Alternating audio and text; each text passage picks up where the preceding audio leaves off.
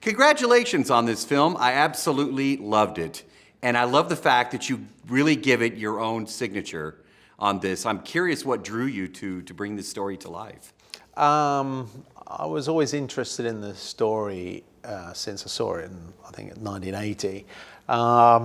So in the last 8 years, I've been cobbling up different incarnations of it.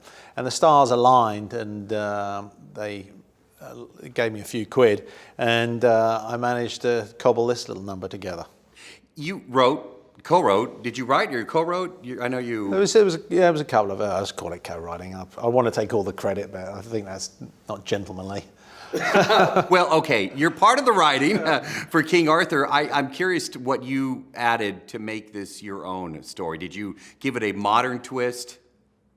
I did. There are two components, because I'm desperately trying to pull back some credit on the writing, or all the credit.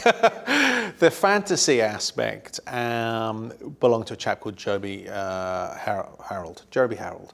And Joby came up with a clever idea of putting all the monsters in there, the fantasy aspect, and thinning out the narrative. So really, the story should be told over 5 movies, more or less.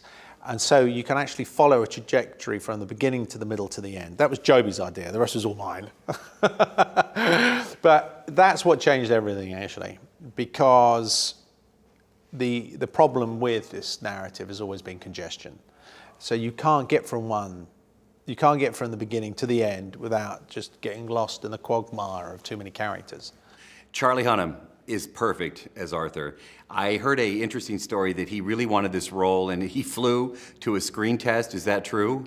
It is true. Yeah, he flew under his own steam. I was adamant that he wouldn't make it, and but he ground me down, and here we are. He fits this role so perfect. I'm curious how you and him worked together to really develop this character on film. Well, it became obvious quite swiftly that Charlie was going to be the right man for this job. But to be fair to Charlie, I mean, he chose it and he wanted it, and now it seems ridiculous that it could have been anyone else. Let me ask you this. There's a story about a 4-hour shoot. Did you do, like, before you actually started working, you had the cast get together? I read something in an interview about a 4-hour, I'm just really curious about that. Yeah, for I think about 4 hours or 5 hours, we shot the entire movie.